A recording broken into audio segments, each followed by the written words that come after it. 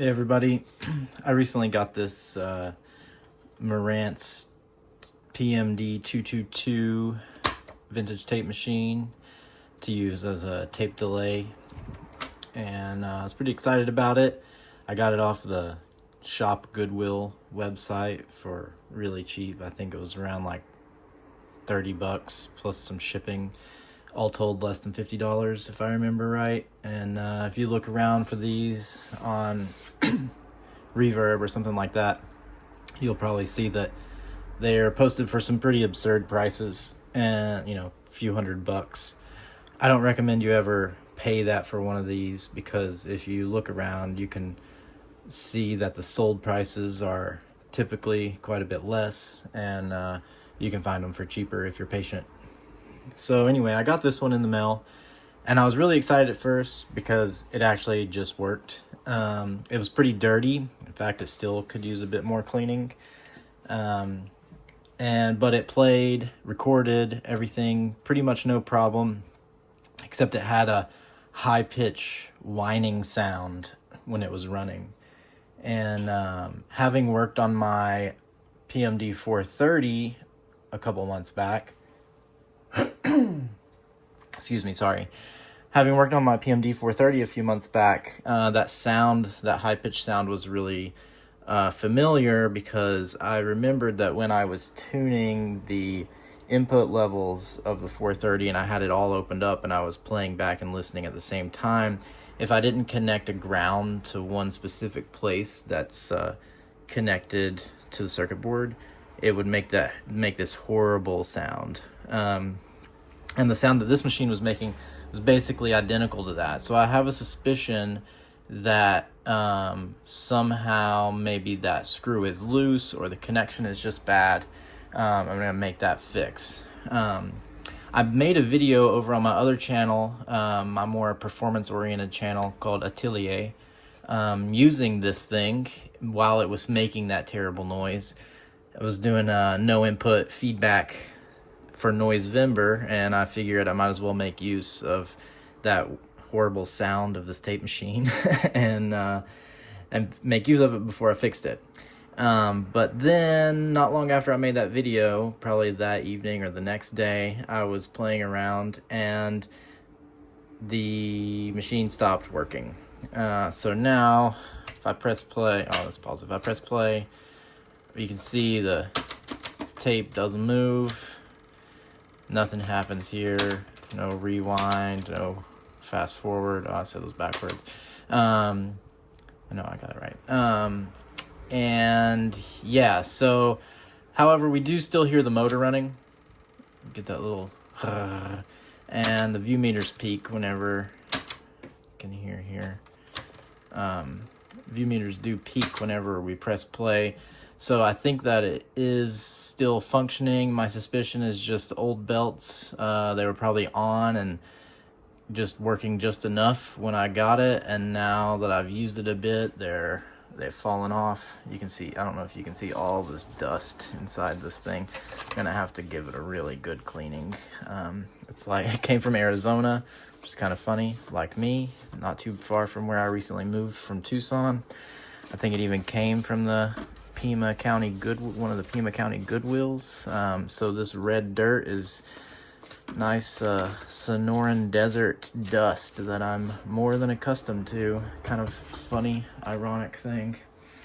Anyway, so I figured I'd just make a quick video because I've been doing a lot of this repair stuff lately. I've been getting a lot of these older machines and using them, even though I haven't really been making much videos. But I'm going to make this channel a bit more focused on stuff like it used to be, where I would talk about things a lot more rather than just performing patches and stuff, and then rely on my more performance channel Atelier to post longer form performances. So I figured doing a little bit of repair on a vintage tape machine was as good as anything for content for this channel. So let's just pop it off here and I'll show you real quick. It's really pretty quick and easy to take these things apart. That's why I really highly, if you find untested versions and things like that, they're so easy to fix. I highly recommend you don't spend the money on trying to find a perfectly functioning, beautifully refurbished one, because you're going to spend way too much money for that. And most of the time, these things are so reliable and so bomb-proof, you're really just going to need belts and maybe cleaning of the tape heads. And in a case like this one, just most likely going to be ground contact that was causing my weird noise. And so yeah, pretty easy to take it apart here. You just remove the faceplate. There's 5 screws. You got 2 here, 2 on the other side, and on the top you only have to remove the middle one. These sides only hold the top on, and only the middle one goes all the way through to the faceplate. So we'll pop this last one off here.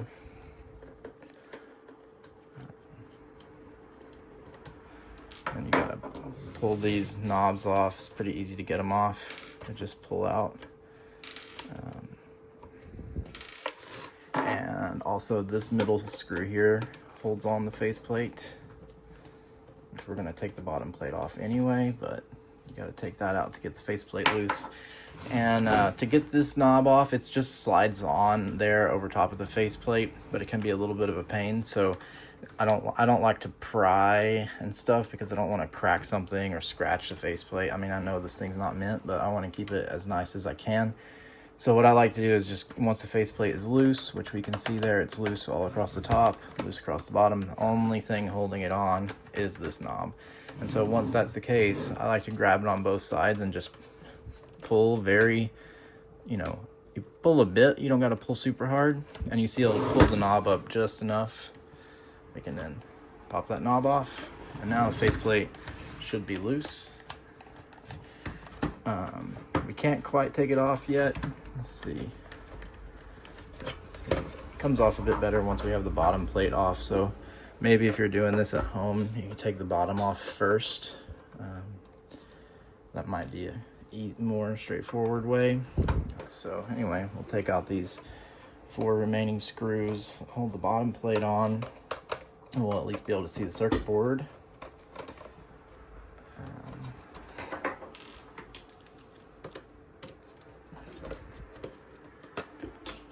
Some of these screws are not super tight already, so maybe someone's already been in here, which would explain the loud noise. Okay, so now we can see the main circuit board here. You can see our kind of the thing that holds the thing on. Even though it's all loose, it typically, my 430 would do this too. It like catches on that metal bracket right there somehow. So you just have to lift up a little and we're loose. Okay.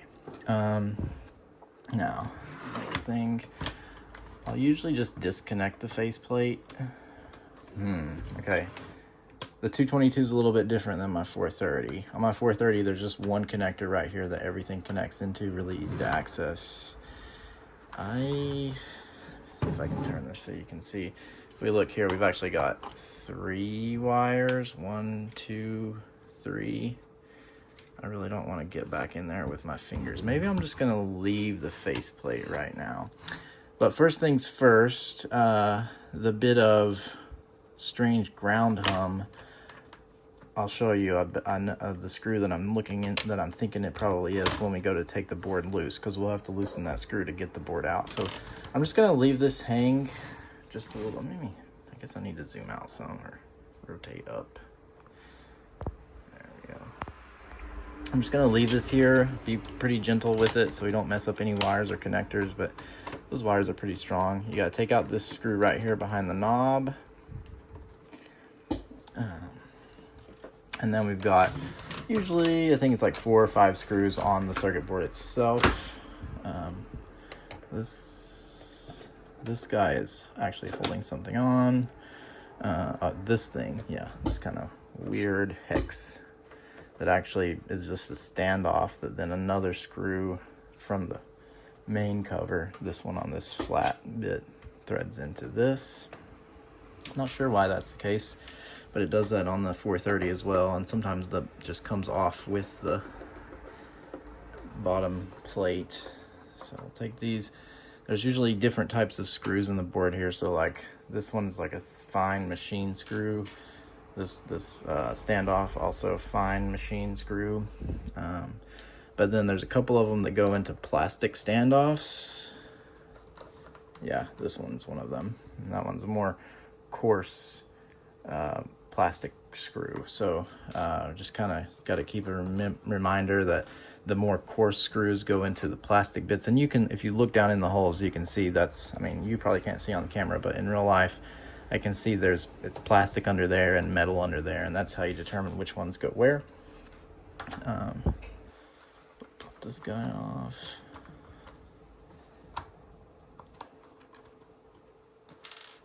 And this guy.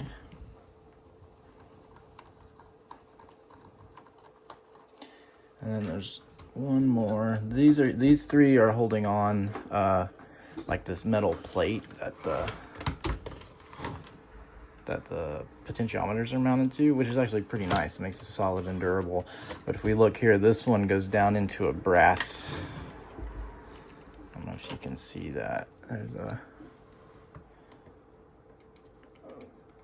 brass rod right here that this screw goes down into, and that's actually was the source of my weird noise on my 430 that was pretty similar. And if I look here, I bet you can see, well, it does seem reasonably tight, but let's see. Yeah, see, this screw is barely even in there. I guarantee you that that's the source of my sound. We'll find out when we put her back together, but I'm like 90% confident that that's it. You can see basically what that screw does is it touches these little pads when you tighten it down, and then connects those pads to that standoff, which then grounds the actual mechanism to the main board, and that's kind of what causes the noise, is when that ground is broken. So I like to flip it around this way so it's upside down on its top with the view meter facing you. And we took out the screw behind the volume knob here, so we can usually just lift up one side and the faceplate will come with it. And then we pull this out just enough to clear that metal bracket, and we can flip it up. And we're seeing the insides. So rather than disconnect everything, make our lives more difficult, I'm just gonna use this to kind of prop it up a little bit. There we go. Oh, my chicken guy fell over. Anyway, and you can see here is the tape mechanism here. We've got one belt here that looks to be still in place. Got one belt here, I think that's the tape counter. It also looks good. But if we look right down in here, we can see the main belt. See how loose that is? I bet it's not even on the right place. Yeah, I can clearly see it's not in the right track. It's not really a track, it's just like a flat spot on this brass roller here that it's supposed to be on, and it's pushed down below it. So yeah, it seems like the belt's just kind of in bad shape, you know, probably 30 years old, and just lost its tension. And it was on there well enough to work for a couple days once I started playing around with it, but I guess it just kind of, all that extra, who knows how long it's been sitting unused, and then it finally just gave out. It doesn't seem like it broke, because when I pulled on it, it just kind of slid around. It's not gonna come out. So yeah, so basically getting to the belts, pretty simple. I'm gonna assume that this one's basically identical to my 430 over there. So pop this off, and we can see we have a couple of brass guys here. One thing to make note of is there's typically a little washer underneath each of these, maybe. I'm assuming just for like spacing, machine tolerances, that sort of thing. Yeah, we can see there's a little plastic guy on that guy right there. funny thing happened when I was first working on my 430. I didn't notice these. It stayed down there and it fell off and went and got down inside the tape mechanism. I couldn't find it. I shook it all around. I couldn't get it out. And finally I was like, well, I'll just put it back together and see what happens. And then a couple days later, somehow that little washer wound up inside of a cassette tape. And so that was pretty funny, pretty interesting thing that happened. And so I just opened up the cassette tape, took the piece out, and then reopened the deck and put a new one in. So we can see how this was going here. And yeah, this belt's like super loose and not great, but basically this one just goes in here and only touches the main belt here. This belt is around the motor over there, and then this one comes in, and this skinny belt, which that's probably the fast forward and rewind, if I had to guess, goes in this little groove here, right down lower, and then above it is the main belt from the motor, and that goes here on this wider section.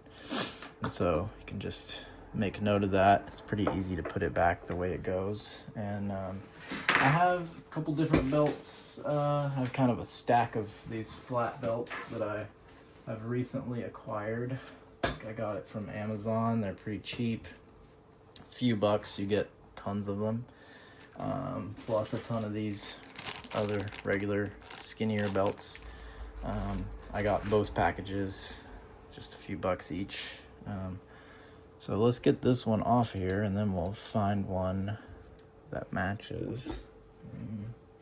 See if we can, might be easier just to loosen this board. So pop this board off here. Oh. Okay, sorry, we're back. Got a phone call, and spam callers interrupted my YouTube videoing, but I'm not going back now. You'll just have to ignore that little portion. Okay, I had to answer that phone call because I was recently laid off, and that was the unemployment office. So anyway, good news. I'm gonna get some money from the state for the moment. Anyway, so yeah, this is our belt that we're gonna replace here. It's not much elasticity left, and it seems like it was even stretched out well beyond even actually working. I'm kind of surprised that I got anything out of it. And I should have one similar sized in here somewhere. So we'll just kind of, these are a bit wide, these replacement ones that I have. Quite a bit wider, but I don't think it'll be a problem. This guy looks pretty good. Maybe a little short. I don't know. Might be a little snug, but that's not too bad so far. Is this one longer? Yeah, this one's a little bit longer. Just a tad. That actually looks pretty good. It's going to be a little bit more snug than what we've got, and it's a little bit stretchy. I think we'll go with that one for now and see how it goes. Okay, so easiest thing to do, we just put it over the motor, then kind of track it back in its rough section. I guess we could look into replacing the rest of them while we're here too. So that one seems pretty good. Anyway, let's put these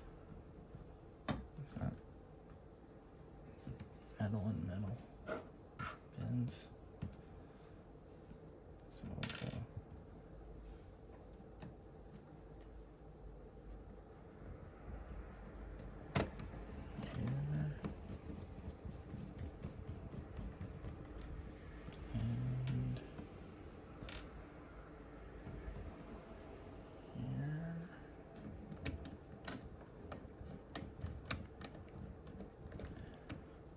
I guess I'll go ahead and look into replacing this guy too, just to be safe.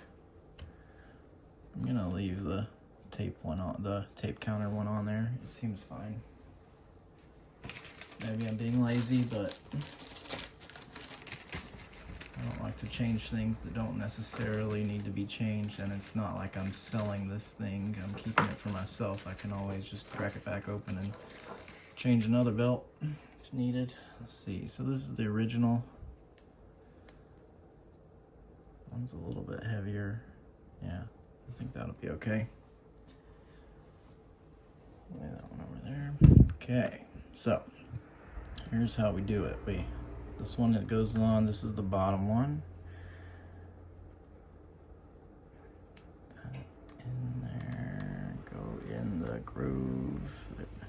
Well, let's just get it laid down roughly in place.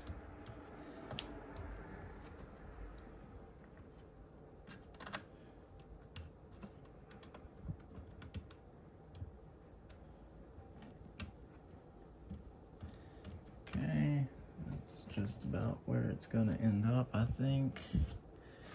And then this one will kind of come over here and be inside of here, I believe. And so now we'll just actually, I remember it was a little bit easier for me to kind of do it this way. Take that out of the way.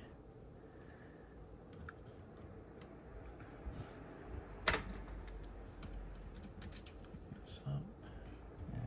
Oh, that's the wrong one. I need this guy.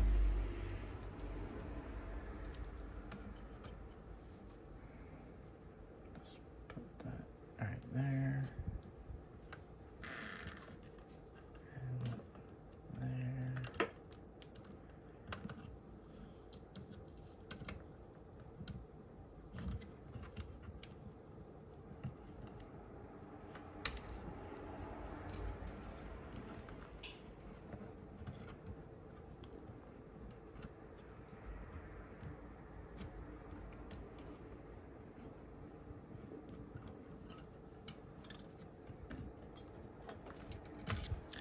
It's definitely a bit annoying to get these in here, so I encourage you to just kind of tinker around and find what works best for you and your specific machine. I think the 430 had a little bit different layout. I also might have a slightly too tight belt, so if it's too much of a headache, maybe I'll try to get a longer one. But there we go. That seems like a good way. Putting it on this, slotting that into place, and then sliding it over that one, and then we'll pop it back over this one. Come on. Come on. There we go. And we're in place. Moving pretty freely. Make sure there's no twists or anything as you turn it. Now we gotta put the big boy on. So in order to do that, I just kind of lift up just enough for it to slide in there.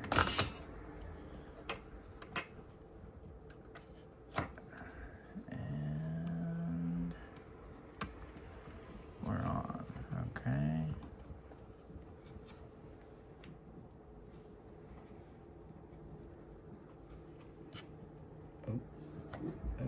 We're not quite in the right place over here.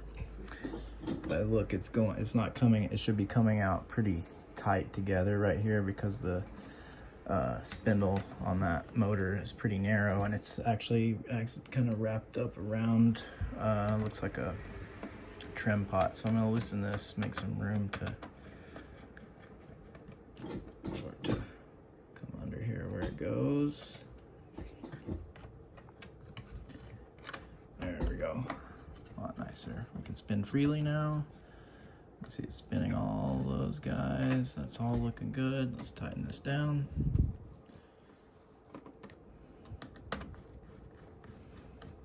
And that leaves us with just this guy, which basically this belt needs to run along this side. It doesn't go around it. So I just kind of pull it this way and then release. And I think we're good. Okay, you should be able to see it run. I know that some stuff works. If we do this, we can basically slide this into place just to make sure that kind of nothing goes flying weird. Maybe I'll tighten down one of these screws just to make sure everything is nice. And I know my batteries that are in there are kind of low, but they should be good enough to at least, yeah, all right. And you can see we got full action, spinning everywhere. Everything's looking good. I don't know, maybe I should have redone that belt on the tape counter, but I think I'm gonna leave it for now. I think it'll be okay. Like I said, worst case scenario, I'll just do another video popping her open and replacing that one. I guess I'm being lazy, but that's okay. It's just a tape counter. Don't even use it anyway.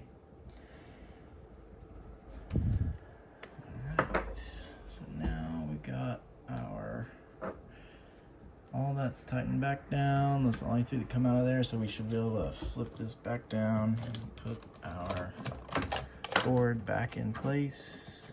So when we're going back in place, there's a little bit of stuff to keep in mind. It usually falls in pretty easily, but this metal tab right here, this is actually our record switch. You can see it moves when I press the record button.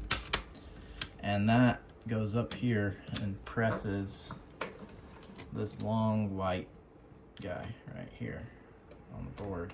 Probably does some muting and stuff if I had to guess. It's also part of the circuit that disables the speed control. So anyway, well, because this machine doesn't do speed control while it's recording, only while it's doing playback, which is a mod that we can do, and I'll actually probably will do a video showing that off.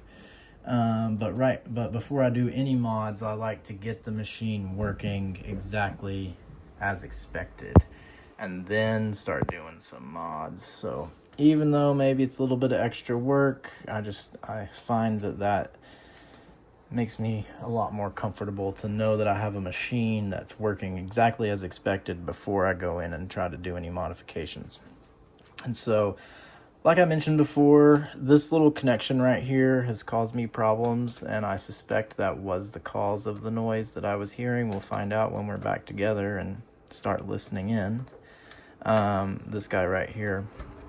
And so before I put that screw in, I'll do a little fix that I did on my 430, and it has been has worked no problem, so I'm gonna do that here as well. Let's see, we've got metal here. So remember, fine threads go in the metal tabs, so we got metal here.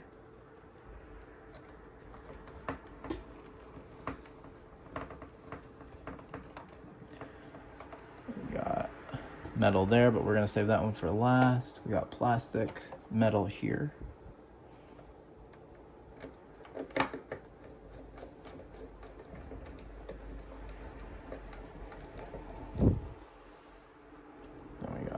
Plastic here and plastic here, so the coarser threads go into the plastic.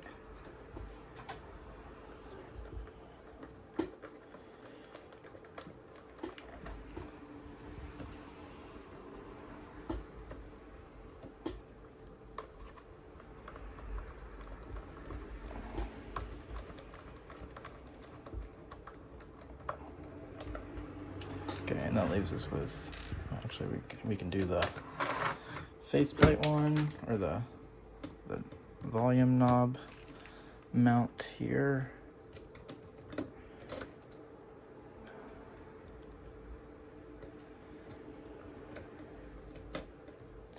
It does something I didn't actually notice when I was taking it apart originally, but I think on the 430 you actually have to loosen this, and it slides out of something. You don't just have the screw, you have to loosen the volume knob itself.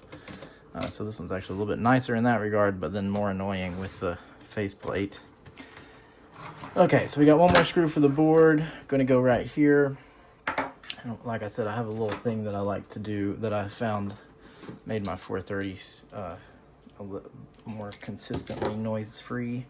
And that's basically these tabs. They're so tiny that screw just doesn't like it. So I'm going to break out my trusty Pine-Sol soldering iron.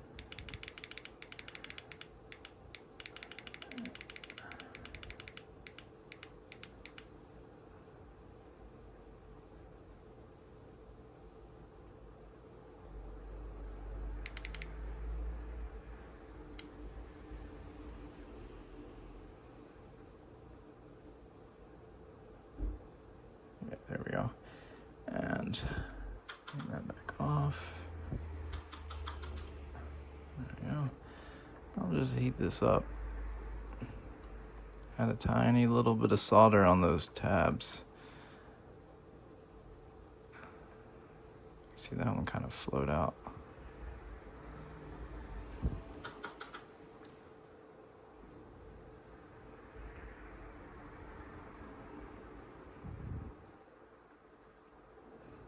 Doesn't take much. We're not actually trying to solder anything together. I just find that having a little bit of solder on these tabs gives them a little more standoff to better interact and interface with that screw that touches against them. In fact, I'll even kind of leave a little bit of a oversized blob. I don't know, probably some solder people out there are gonna be like, that's so disgusting, why would you do that? But you know, it solves my problem. And that's all I care about. So we're gonna getting a little cross threaded there. Yep. Okay, we'll go in and we'll see that screw will go straight down on that solder I just laid down, and then we'll smush it flat. Everybody's good and tight, and we should have a nice solid ground connection there. Quick and easy, maybe a little dirty, depending on how you look at it. So now we just got to line up. These plastic bits are sometimes a little bit of a pain. In fact, before I put it all in, maybe I can get a little bit.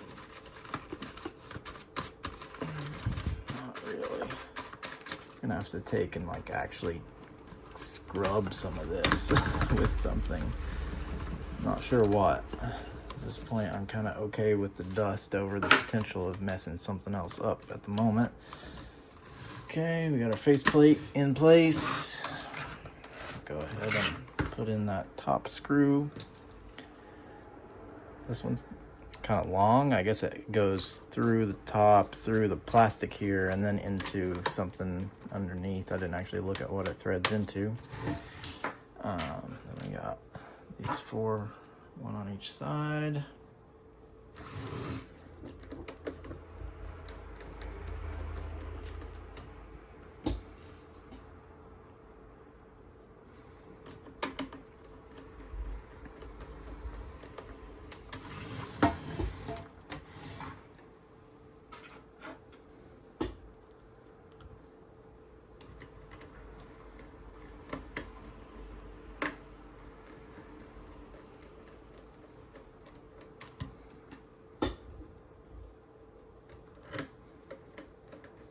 I guess two on each side.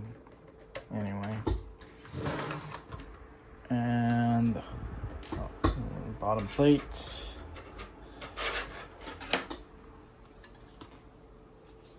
Pops down right into place there. Again, long screw in the middle, but this one's a bit fatter and doesn't have that countersunk head. I guess it just matches the rest of the bottom screws. Now we got three short ones in the corners.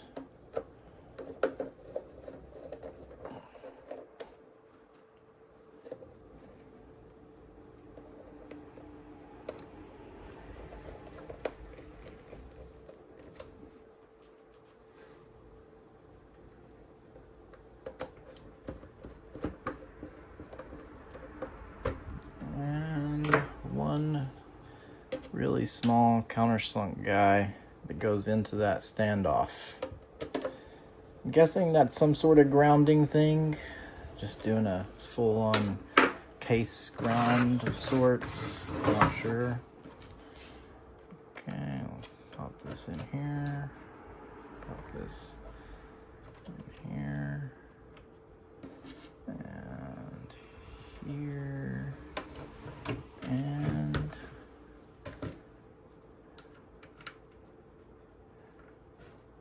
here. Oh wait, no. Lower side goes out here. There we go. And I don't know. Make sure we get it the right way around. So, okay, this is all the way at max. So we put our 10 lined up with the little red arrow that lights up. And we should be good. Now, all right, that's working. Everything seems okay here. I know that battery was low, so I'll just go ahead and plug it in before we do any real testing here. Let's see, we got rewind, we got fast forward, we got play. Looks decent. Let's put a tape in it. What do I got? I've got a ton of tapes around these days. There we go. This is fun. This is an old tape I got at a thrift shop down in, I think I was in Massachusetts when I went to Amherst for the most recent meetup. This is BBC recordings of the Beatles. And it was pretty interesting, pretty fun to listen to. So let's drop that in. Let's see. We'll just plug in one since this guy's mono. Turn that volume down so we don't deafen ourselves. And the monitor. Oh, we're listening. Never mind. I don't even need mine. We're listening on the internal speaker. I forgot about that guy.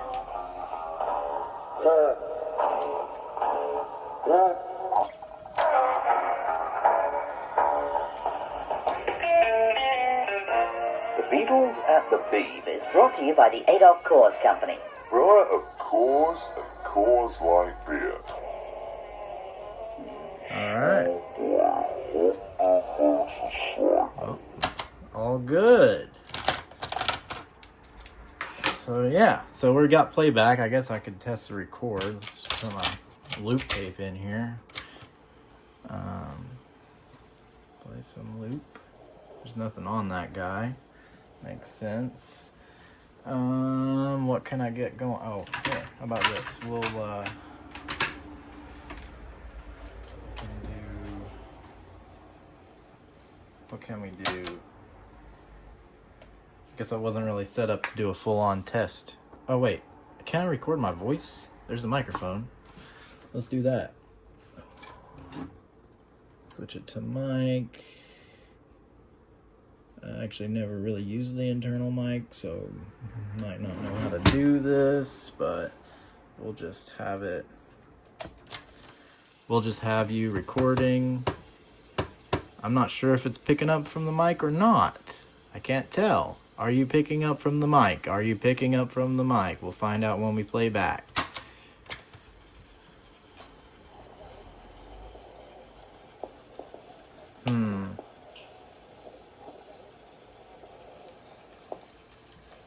Maybe the microphone is dead. That's a possibility. Maybe I have it set up wrong because I never really know how that works, honestly. I never use the internal microphone. I think that's right. Mic. Oh, wait, no. Middle is mic. So top is telephone. Direct. Bottom is, or middle is mic telephone. Let's try that one. Are you hearing my voice now? Are you hearing my voice now? I don't know. Doesn't look that way. I'm not seeing anything on the view meters. Let's just find out.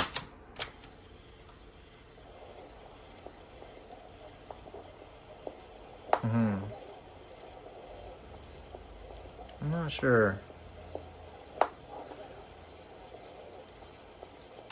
Let's just switch over to running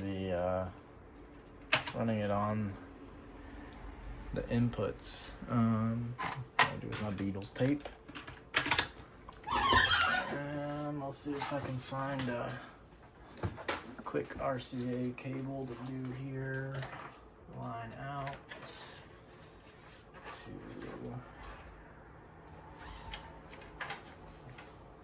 my adapter.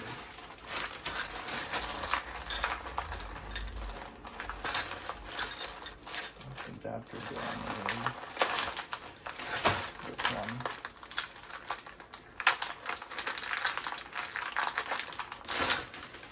Sorry about that, guys. So we'll just go straight to the line in.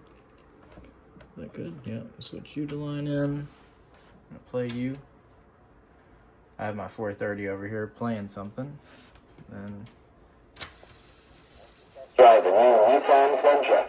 You know why you need this car. alright. It's the Beatles. Alright. At least the line input works. We might have to do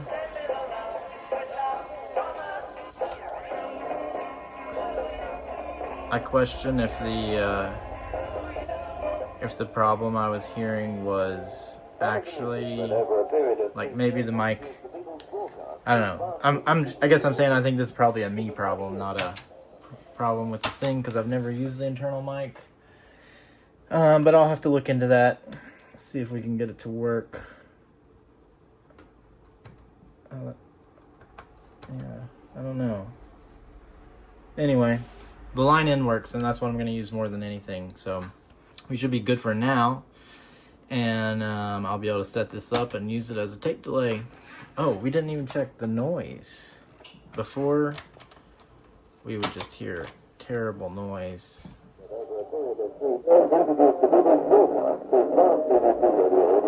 You could hear it even without the tape in it before. I think we're good. I don't hear anything. Yeah. I think we have resolved our issues with the noise. I think we got the belt working nice and smooth. This one even plays the loop tape way better than my Marantz does. I mean, my 430 does. It wobbled pretty bad. This loop tape is set up to bypass the record head. So should hear it kind of slowly fade off if I'm recording here.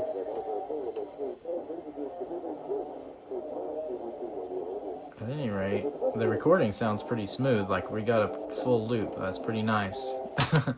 Okay. All right. Well, thanks for hanging in there with me for so long. I know this is probably a long video. I don't know. It's going to be like 30, 40 minutes or something. But that's how quick and easy it is to change belts on these babies. And, you know, if you find a broken one and you don't want to go through this on your own, feel free to reach out. I'd be more than happy to have a look at your machine for you. I've been doing a little bit of that locally. Recently worked on someone's record player. And I have a 4-track that I'm currently planning to fix. So yeah, if you need some help, let me know. Thanks again. Bye.